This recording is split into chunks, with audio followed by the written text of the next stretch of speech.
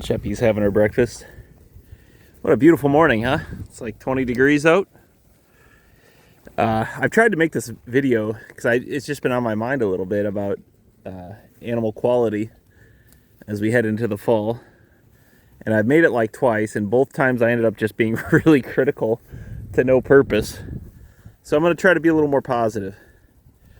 So what I'm satisfied with is my animal condition and quality on these sheep as we head into winter. Anything that's small is a wether and a late wether. But so if you look at the ewes though, they are round and thick, and so they're thick bodied, well muscled, they have fat, they're in good condition. Look at this 22, just her whole body's like a brick, and that's what we're really looking for. And one of the things I'm experimenting this year is I've taken in two smaller flocks of I think one was like 5 and the other one was like 11 or something like that, so not much, but they're from local people that I know, where it doesn't economically make sense to keep a ram, and so I'm able to do that in a way that how do I say it? So they're paying me to keep the animals, and they're paying for the hay that they're going to eat, and like a stud fee. So my rams are going to be put in a little after Thanksgiving, and they'll get higher quality animals without having to keep a ram that way. So I'll give you an example. This is a little wether right here of mine, and then you see the one behind it with the green on it. You see how there's more hip and kind of a dirty tail. That's what they're trying to correct for by using my rams. I'm going to try to find one of their ewes, because their ewes are getting in better condition. Yeah, see, look at this young ewe right here. This is one of theirs. Kind of hippie, little woolly.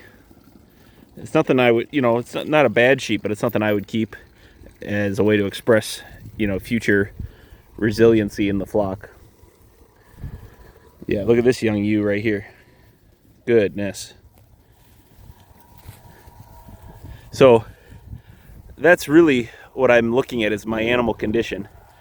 And so there's a few animals in here with dirty tails, and maybe their hips or their joints showing, but luckily they're not mine. Instead, they're from people that are trying to upgrade their flock genetics using my rams.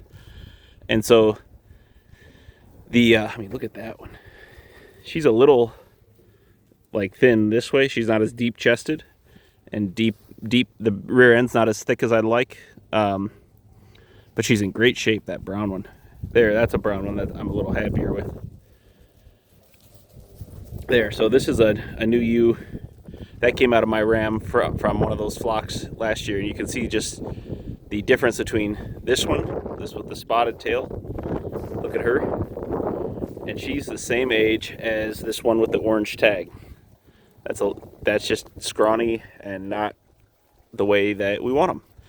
And so if you are a small sheep breeder, this is something to consider trying to find, is somebody who's willing to do something like this, an arrangement where they'll care for your sheep during breeding times. You just drop them off, and they have really strong rams that you maybe pay a little bit for, like to use, but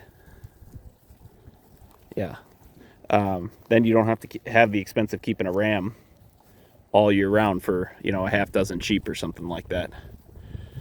And yeah, so it's just fascinating.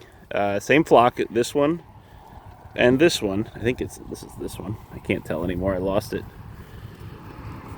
But look at the quality of animal difference. This is a mature ewe right here, and this is a ewe from this year for me.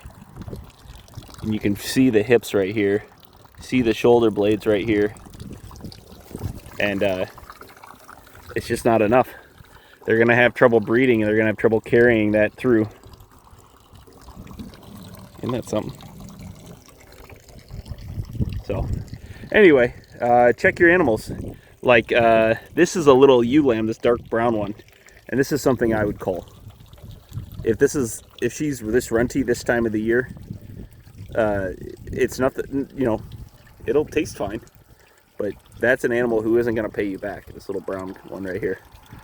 So I'm trying to say this with a lot of compassion and not a lot of criticism, because I think the people that are doing this will see the result as it comes forward.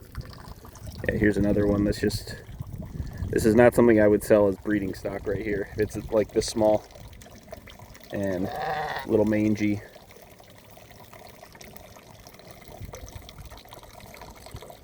Yeah, anyway, I hope that's taken in the right spirit.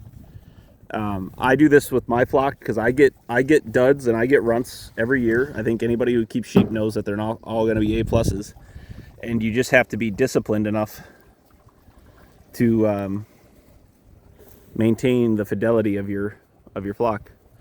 So we started feeding hay. You can probably see some up there where the sheep are right there. We're feeding about a round bale every 3 days. Seems to be holding them in good condition. So we have, you know, enough hay in this field that we're going to unroll to cover through to February or something like that, and from there we'll figure it out. We kind of grazed through our stockpile a little faster than I meant to because we have all these extra animals. So they just shortened my grazing window by about a week and a half. Not by a ton, but enough. So the animals are sectioned off. They have this field up the hill, and then they have this bottom field here. And the purpose behind that is I have power up at the corral, so I can put a tank heater on a water so they can walk to water if they need to. So, all right, that's what's on my mind. Animal condition as we head into winter.